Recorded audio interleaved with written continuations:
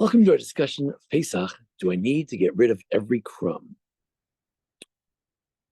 To the very last crumb. Look in the Gemara Pesachim, they seem to say absolutely not. The Gemara says that when you do b'dikas chametz, when you do checking for chametz, for the leavened bread, you need to bevatel. You need to annul that chametz as well. So the Gemara says, why? Why do you need to annul it? You already checked it. As the Rabbeinu David says, you're not an angel.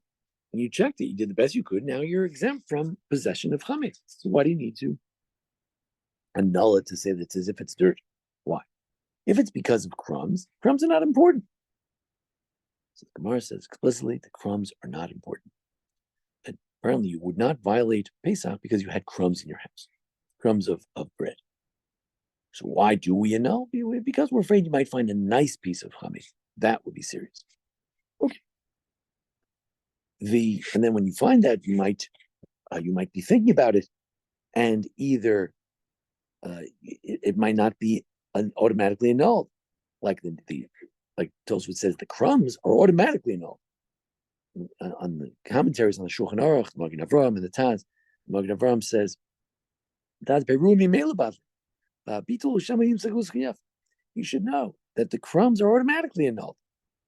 But why do you annul things?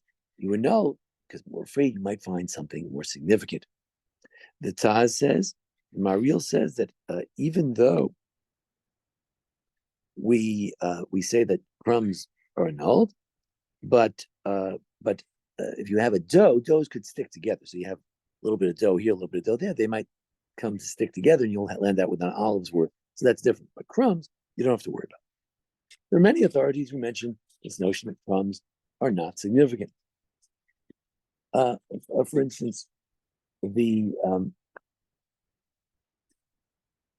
would just mention several sources that indicated that crumbs are not significant. However, there are a number of sources that say that, it's not that simple. The Ran on the Rif, on page 6b, in the page of the Rif, says that when we talk about a big piece, that you need to annul the big pieces, it's not precise. If it's bigger than a crumb, it's a nice piece. So there is a problem of pieces that are a little bigger. The Mishnah Berurah actually mentions that when we get to a half an olive's worth, so he says there's a machlokas. Some people say that even half an olive needs to be annulled, it needs to be destroyed. But other people seem to say that if it's less than an olive, it's not a problem. But we have people who say explicitly that crumbs are a problem. For instance, we have Shilti Giborim. He quotes the Rishai Ditrani from an Italian rabbi in the early centuries, the 13th century, and he says his father said crumbs are not considered anything based on the Gemara. And I say that even crumbs should be destroyed when you can see them, if you can see them. The Ritva also says that there were some Gedolei Hador, some great people in his generation who said that we have to worry about the things on the floor. In those days, floors were probably dirt floors, and they were worried about the crumbs there. They would bring chickens to eat the crumbs. And he says it's nothing. That's not true. It's not true because crumbs are not important. But he did quote many great authorities in his day who thought that it was important. Rav Anim Psachim also says that you need to wash your chairs and wash your benches and wash your tables, because it might be chametz, and maybe it'll get mixed up in your food. Now, of course, that's very important. If something's on the floor of your bedroom, it's not going to get mixed up in your food. Who's eating in their bedroom? But if something's mixed up in your kitchen, so the crumbs in your kitchen, that could be more serious. Now, and the Chayadim finally says, well, look, we need to check. And the Talmud says, where do we check? We need to check in the cracks and the holes, horim, stukim, the cracks and the holes in the walls, the cracks and the holes in the floor. Why? It might be chametz there. How much chametz can be in a crack? Only crumbs. So apparently crumbs are important. So he says the whole purpose of checking is to get these crumbs. It's true that you won't violate having chametz because you have a few crumbs, but we're afraid you might come to eat it. That's the question. So when we say that you need to check for chametz, why do we check for chametz? Is it like Tosfot would say, because you might come to eat it, in which case crumbs could be a problem? Or is it you shouldn't violate, possession of chametz, and there's no violation in having a crumb. As we said, crumbs are not important. They're automatically a null. But there's a broader question, and that is, what's the status in general in all laws of the Torah about chatzi shir, half a measure? So Gemara in Yuma, talking about Yom Kippur, eating on Yom Kippur, talks about this question, 74a. Gemara says, chatzi shir, regarding a half measure, usually you have to, let's say an olive's worth, or on Yom Kippur you have to eat so seven sagasa, some sort of a fig's worth. So whatever the measure is, usually an olive, what if you ate half of the thing you shouldn't eat? Rabbi Yochanan says it's still prohibited. We're not going to punish you. The whole idea of the olive is that it's only punishable when it's an olive. But even if it's less than an olive, it's forbidden. You can't do it. The Torah still forbids it. Reish Lakish says it's permitted. What's the reasoning? Rabbi Yochanan says it's also it's forbidden in the Torah. Why? Came in the chazil, it's the roof. See, let's say I ate half an olive. So you say, oh, no big deal. So you ate half an olive. It's not the whole olive. Don't worry about it. Then I ate the other half an olive. Oh, he said, oh, now you're finished. Finished. Now you're going to punish me. Why are you going to punish me? You ate the whole olive. Wait a second. With the first half, you said it was okay. Second half was just a half. So there was really nothing.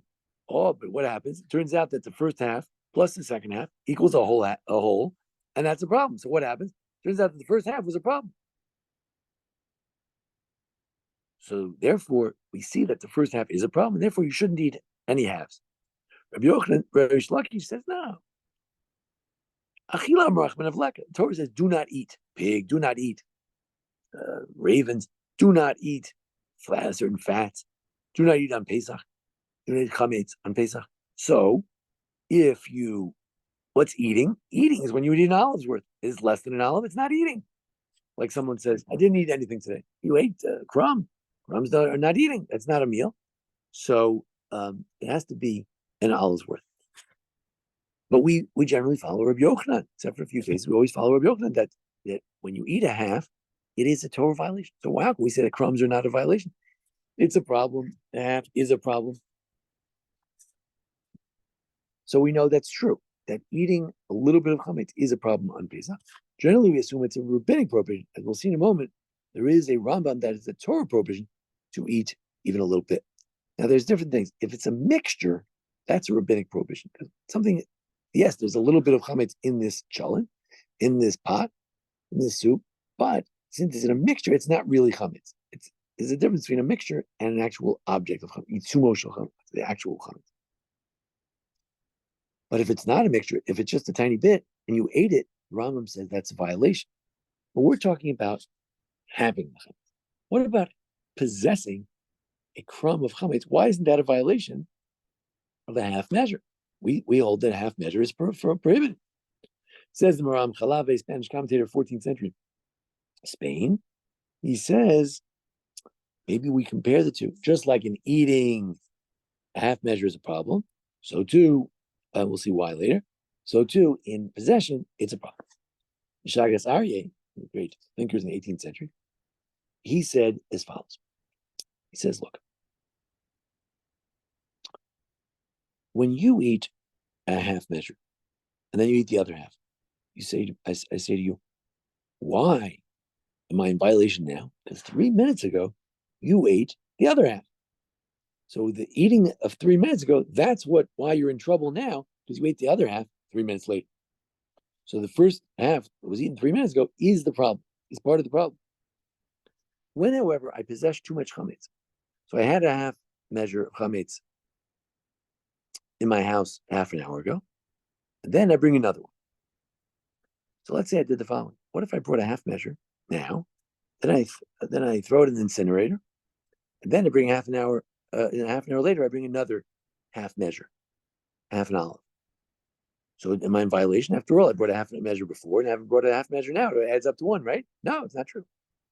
Since right now, there isn't a half measure, there isn't a full measure, you're not in violation. But what about the measure before? It doesn't count. If, however, let's say I brought a half an olive of pizza, and then I bring half a piece of pizza later, then they join up. And you know when it's in violation? Not 5 minutes ago when I brought the first half before. I'm in violation now when I have the whole piece.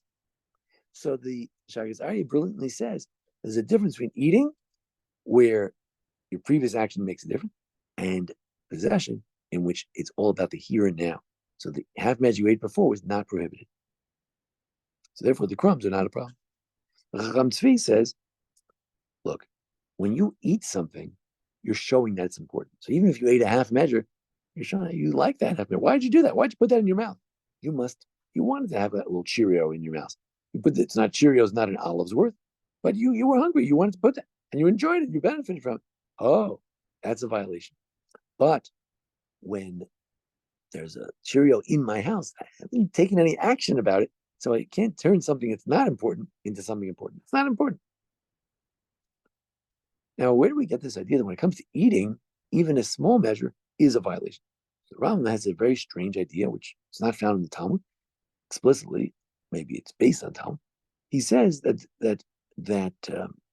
if you eat from actual chametz, not a mixture, but if you eat from actual chametz on Pesach, even the smallest amount is a Torah prohibition. You can't get punished. God's not going to get you unless you eat a full measure. But even a half measure, even a small amount, it's kosher a little bit. It's a violation. Why? Because it says chametz shall not be eaten. It's not that you can't eat chametz, that you, the person, but even if it shall not be eaten, which perhaps, as the Ramach points out, alludes to benefit. We know the Talmud does say that when it says that the chametz shall not be eaten in the passive, it means that you can't even benefit from it. You can't even sell chametz on Pesach. So, again, so the chametz that was on Pesach, you can't sell it. So too, you can't eat a small amount because you can't benefit from it. So that's why you can't eat even the smallest amount. But the problem is, why does the Rambam need a verse to tell me that a small amount is prohibited? Doesn't he hold like Rabbi Yochanan? He does hold like Rabbi Yochanan that even a half measure is a violation. So why do you need a separate verse for it? You don't need a verse for something you know from logic. You know that a half measure is prohibited. So why does he tell me? The verse tells me that a half measure is prohibited. What's different about chametz that needs a special verse? So the Tzlach, Nodi Yehuda, he says, look, time-related prohibitions are different. You see, if I eat a half an olive now, it's prohibited because if I eat a half an hour of olive in a few minutes, it'll join together with the first half olive and it'll be a whole olive. But when it comes to time-related mitzvahs like Pesach, the prohibition of chametz is a prohibition throughout Pesach. But then when Pesach is over, it's over. There's no more prohibition. So if I eat an olive on the second day, third day of Pesach, a half an olive, and a few minutes later, I might eat the other half. So the first half is forbidden. However, let's say I eat the half an olive 1 second before Passover is over. Passover is over 8:33, and I eat it 8:32 and a half. I eat a half an olive. So it's true that I'm eating a half olive, and if I ate another half olive, I'd be prohibited. But since there's no time left for the other half olive, therefore, this action now is not prohibited.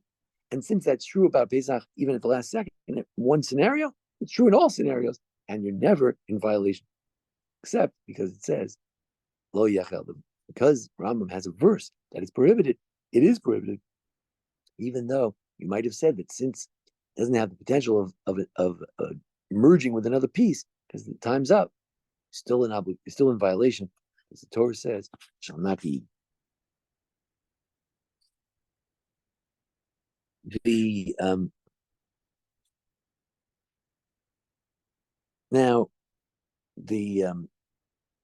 So we have on the one hand the notion that Heruvim lo chashiv, that crumbs are not important.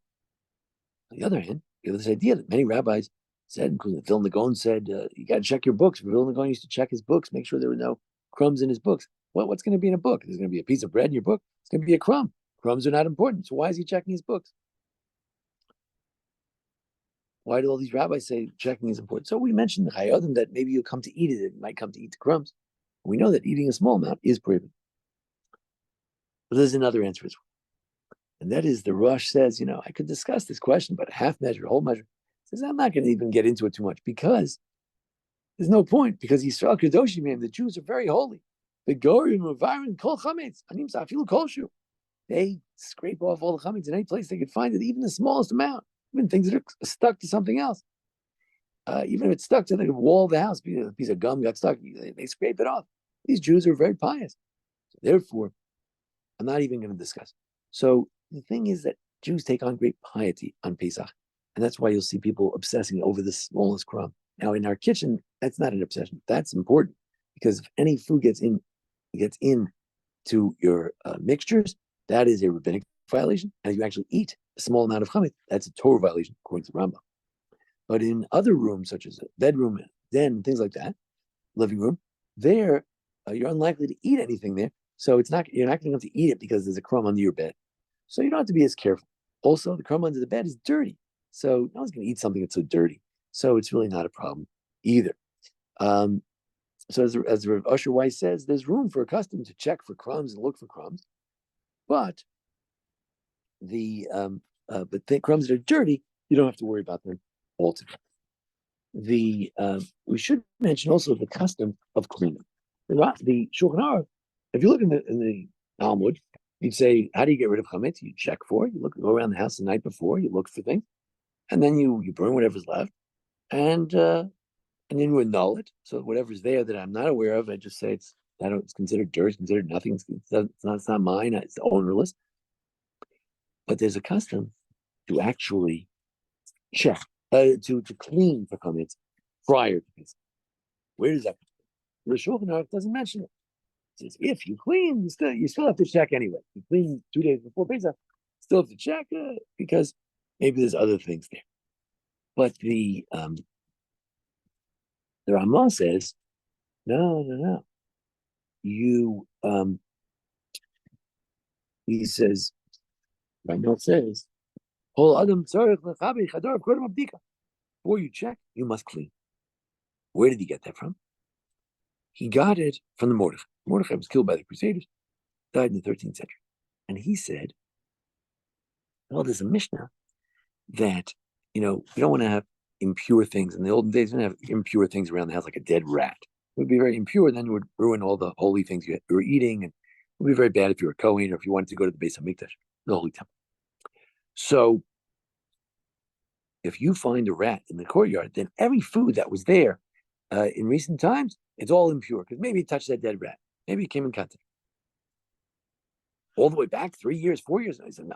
The last time you checked for dead rats, that was from then and before that, you were good. But everything since the last time you checked, we're worried that it may be impure. Says the Mishnah, and also, or the last time you cleaned, because says the Gemara in Nida that on this Mishnah in the 7th chapter, it says that Jewish girls are very careful whenever they clean. They always check for dead things because they don't want to defile the house and the food. So they always check. So we see that when the girls clean, they check. So he sort of said, when we check, we should clean. The Chassam Sofer, others have pointed out that this doesn't make that much sense. But so his source is a little bit weak, but he claims that there's a custom and we need to check our homes. And based on that, the Ramah, the great Ashkenazic authority, said that's what we do. We have to clean. So from then on, we had to clean. I assume it started before this, but the Ram Mordechai is the first one to mention it, that we're supposed to, in addition to the checking and the nulling, we're supposed to clean as well. And that cleaning may imply cleaning for crumbs as well. And again, it's part of the Pesach. Why is Pesach so severe? For 3 reasons. Number one, it's the only thing we find that the Torah says you can't even possess it. Number two, there's a terrible punishment. It's curries if you get cut off for having chametz. Number three, it's you have to be careful about chametz because if you're not careful, you're going to see something and you say it's in your kitchen, it looks good, and you're going to eat it because it's not like a pig. A Jew knows you don't eat bacon, but a Jew doesn't look at a donut and say, "Oh, yuck, donut. Who wants to eat that?" When a Jew sees a donut, he eats it. As you see a Danish, you eat it. But so therefore, there's a danger that you might come to eat it. So therefore, we're more strict. So for all these reasons, Jews are very strict about Pesach. Originally gave this class on Shabbos, and I was saying that some Bubbas or Zetas listening to this class, or maybe a lot of Jews listening to this class right now, they would say, "This is ridiculous. What are you talking about? A half measure? You're going to have a crumb in your house on Pesach?" We all know that's what we Jews do. We are against crumbs. We're anti-crumb. We don't want any crumbs. That's how Jews do it. That's how we participate in Pesach. I would say as follows. If you're having trouble with Pesach, Pesach is your least favorite holiday because it's so hard and you can't take it and you're a little bit OCD, and if you have to get rid of every crumb, you're just going to blow your mind. You're going to go out of your mind. You know what? Talmud says, Peru and Lachachi. Crumbs are not important. However, if you are from a family or from a community or from a congregation or you are so inclined to go all out in the war against chametz, as my father used to call it, the war on chametz, and you want to annul and you want to go after every single crumb behind every shelf in every single book and every single bencher, certainly there's a basis for it, no question about it. Now, there's another problem in a bencher. If you have a few crumbs in this page and a few crumbs in that page, maybe together it might add up to something. If you're learning constantly in your Gemara and you learned on Daf Beis and Daf Gimel and Daf Gimel Dalet, every page you have a couple of crumbs of bread, you might eventually have an olive's worth. So and in that whole Gemara, there might be an olive. So there's more of a problem when things are found in other things. If, let's say, you left a few crumbs in this pot and a few crumbs in that pot and the other pot, could start adding up, and the pot may merge all the pieces together into one thing. So we have to mention that as well as one of the concerns.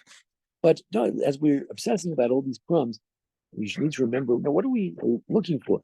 And so, there's some of the Hasidic rabbis for meaning some of these things, the meaning of it.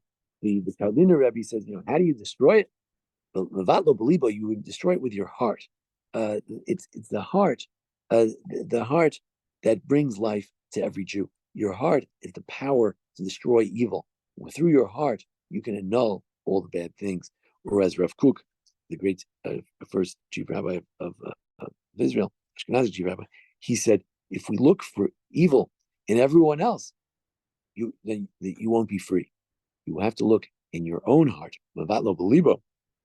Look in your house, check for what's wrong with your community, your house, your shul. That's what we should be trying to fix, not other people's things, pointing fingers at others.